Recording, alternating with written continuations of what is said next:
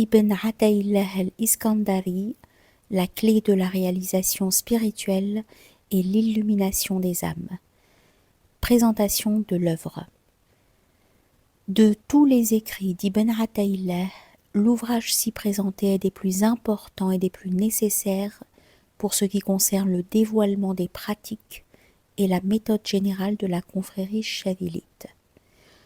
Tout comme le Qasd al-Mujarrad brièvement exposé ci-dessus, il s'agit d'un traité sur le Dhikr Allah, ou souvenir purificateur de Dieu par l'invocation sacrée. Cependant, contrairement du Qasd dont l'intérêt porte principalement sur la mention du nom divin Allah, le Miftah al-Falah traite aussi des principes de convenance du soufisme chadhilite, ainsi que de toutes les manières possibles d'invoquer en islam et les bienfaits qui en découlent. Comme l'expose le cheikh dans son introduction, son traité se divise en deux parties. Cependant, on constate que les sous-divisions semblent être constituées de manière plus ou moins hasardeuse, et ce ne sont possiblement rien de plus que des pauses et des points de départ pour ces pensées.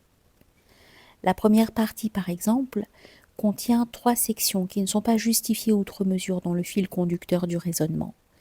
La troisième section que nous avons par ailleurs numérotée afin d'en faciliter la lecture, est divisée en 2 fondations ou principes, usul. La seconde qui est sous-divisée en 2 sections, les 2 premières seulement ayant un titre. Et tout cela avant de parvenir au premier chapitre, elle aussi numérotée de notre main pour une lecture plus ample, tout comme le restant des chapitres du texte.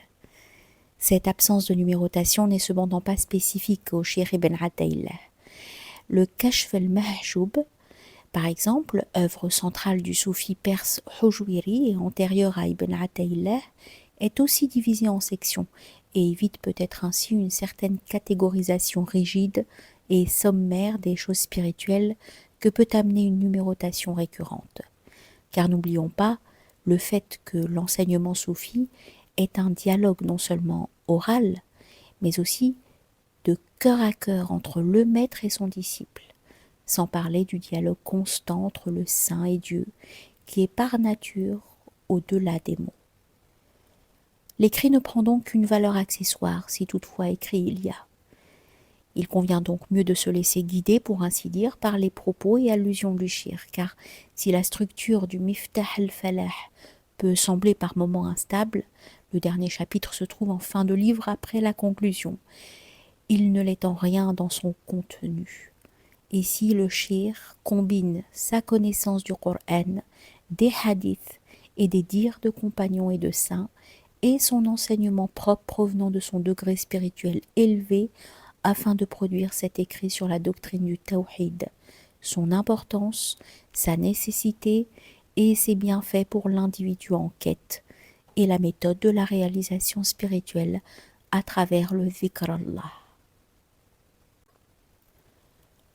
Le Miftah est rédigé d'une manière claire et lucide, bien que les propos soient parfois complexes à intégrer comme le sont tous les ouvrages de cheikh. Cependant, bien qu'assez connu dans le monde arabophone, le livre ne jouit pas d'autant de popularité que le Kitab al-Hikam, dont les commentaires sont assez nombreux et bien répandus. Pourtant, il n'a pas de précédent en ce qui concerne l'éclaircissement apporté sur le rôle essentiel du Dhikr Allah dans le soufisme en général et de l'adab, convenance spirituelle, et des autres pratiques qui découlent de l'invocation, telles que la retraite spirituelle. Le Miftah al-Falah offre un aperçu quasi direct sur l'univers soufite du 7e, soit du 13e siècle de notre ère, et nous pouvons ainsi percevoir de quelle manière était guidé le novice, la fonction centrale du cheikh, l'adab requise, la disposition intérieure afin de recevoir l'enseignement, et avant tout, l'objectif et la préparation du Dhikr Allah. Ibn Ataillah s'applique à prouver que cette pratique, en grande partie omise ou négligée par la communauté des croyants, s'inscrit et se rapporte directement à la Sunna, et ce afin de parer les attaques des détracteurs qui, nous l'avons vu, le considéraient comme une innovation blâmable, bid'a. Mais si nous ne pouvons supposer que ce texte fut rédigé en manœuvre de contre-attaque contre les savants opposés à cette pratique, Nous savons néanmoins que le contexte de l'époque nécessitait un certain besoin d'argumentation en ce sens. Cela dit, ramener les propos de ce livre à des affaires de ce monde serait sans doute sous-estimer la valeur de guidance que prend tout texte adressé aux hommes par un maître spirituel. Ibn Ataïllah ne fut ni le premier à écrire sur l'importance du dhikr dans le soufisme, ni le dernier. D'autres avant lui, tels que Al-Qushayri dans sa Risala, Al-Ghazali dans son Ihya Ulumuddin, Al-Kubra dans le Fawahih al-Jamal wa Fawatih al-Jalal et Ibn Arabi dans le Futuhat al-Makkiyya en rendent aussi compte. Par ailleurs, nous pouvons constater que certains passages du Miftah proviennent plus ou moins directement de l'ouvrage d'Al-Kubra. Il serait cependant erroné de considérer cette appropriation comme un plagiat, puisque dans ce genre littéraire, ce qui prévaut avant toute chose est la vérité plutôt que celui qui l'exprime. L'on pourrait dire que les considérations égotiques n'ont pas leur place. N'ont pas leur place lorsque les saints évoquent l'un. Cela explique pourquoi Ibn Ataïllah, à travers le Miftah, dit « Ceci a été dit » ou bien « Un gnostique a dit ceci » au lieu de citer les noms et références des maîtres en question. De plus, ces quelques passages, qui additionnés ne prennent qu'environ la place de 2 ou 3 pages, sont tantôt cités textuellement, tantôt paraphrasés. Quoi qu'il en soit, Ibn Ataïllah se différencie des autres savants et maîtres cités ci-dessus, dans le sens qu'il consacre un livre entier à ce sujet, plutôt que quelques pages ou un chapitre. De tous les shirs et doctes versés dans la spiritualité, il est le premier à avoir mis par écrit et décrit les mystères provenant de cette tradition religieuse transmise oralement.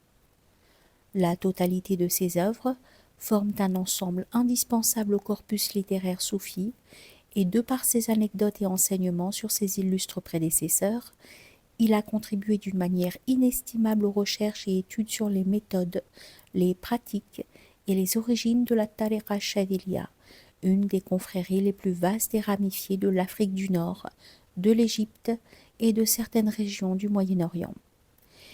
Il s'est agi d'une véritable revivification intellectuelle et spirituelle de cette voie qui bien des retombées encore de nos jours. En effet, ses écrits et son esprit ont influencé des dizaines de milliers de musulmans qui, touchés au cœur, purent devenir des disciples chadhilites, des guides spirituels et des commentateurs de son œuvre. Un véritable puits a pris naissance en la personne de Ibn Ataïllah, puis qui n'a cessé d'abreuver, jusqu'à nos jours, ceux qui ont soif d'une vie religieuse intérieure et intensifiée. Bien qu'aucun moyen n'existe pour mesurer l'étendue de la Chadhiliya qui prit naissance avec son fondateur au XIIIe siècle, il n'y a aucun doute à émettre sur le fait qu'elle est bien vivante sous les diverses formes que prirent ses sous-divisions. L'un des derniers grands shirs du XXe siècle fut Ahmed al-Alawi d'Algérie, mort en 1934. Celui-ci laissa derrière lui bon nombre d'ouvrages ainsi que des milliers de disciples, l'un desquels Mohammed al-Hashimi, auteur du Kitab al-Satranj, est devenu un illustre guide soufi à Damas où il mourut dans les années 70. L'on peut s'émerveiller de la longévité de la voix soufie au fil des siècles et dont beaucoup de voix ont gardé leur spécificité et leurs secrets, sir, tout en étant pleinement intégrés dans le monde, et ce malgré les hostilités et représentations exercées à l'encontre des diverses zawiyas dans l'histoire. Cependant, il faut se rappeler que le chemin de l'aspirant survole de loin les épreuves et tentations du monde ou des contextes socio-culturels plus ou moins favorables. Dans toutes circonstances et en tout état se trouve un moyen d'apprendre et de rendre grâce au Seigneur. Je n'ai de félicité qu'en toi. Éprouve-moi donc comme tu le désires.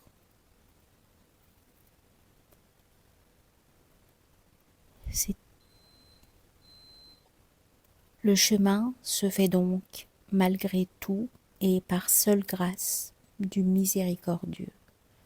L'intérieur et l'extérieur, le premier et le dernier. Pour le soufi, le reste, le temps, est pure chimère, illusion. La tradition soufie, et donc l'islam, étant ce qu'elle est, et s'ouvrant graduellement sur l'Occident, notamment par la traduction d'écrits spirituels, il demeure pour nous un mystère qu'en 7 siècles, personne n'ait pris l'initiative de traduire le Miftah al-Falah en langue française. Toutefois, toute traduction, surtout d'une langue traditionnelle, a ses limites. Ces limites sont celles d'une traduction qui ne peut que négliger tous les aspects complémentaires qui s'imbriquent dans les mots d'origine. La langue française suit ses propres schémas de fonctionnement. Cette maçonnerie où les causes et les conséquences, les inductions et les déductions se rejoignent, s'imbriquent et se déterminent mutuellement, où les pensées s'arc-boutent sur les modalités du discours, la langue arabe ne prend jamais d'option sur l'insondable mystère de Dieu. Le lien des choses, ce n'est pas à l'homme de le dégager. Les langues européennes modernes sont celles de l'appréciation individuelle, la proposition subordonnée, les circonstanciels de cause ou de temps, fort que la perception du fait s'y double toujours d'un jugement de valeur porté par le sujet. La traduction européenne construit une ville sur l'espace désertique, ouvert au souffle de Dieu. Un texte religieux superposera facilement le sens étymologique, philosophique, poétique, mystique, d'un seul mot. Ainsi il parle à tout le monde en même temps. Fort de cette mise en garde, les traductions compétentes tentent tant bien que mal de conserver l'esprit du texte d'origine, tout en l'orientant vers un public occidental. D'un premier abord qui peut dérouter le lecteur, musulman ou non, le texte aussi présenté tend vers une conservation autant que possible de son caractère d'enseignement initiatique, où les états se succèdent et ne se ressemblent pas, et où le fil directeur est parfois caché et toujours mystérieux.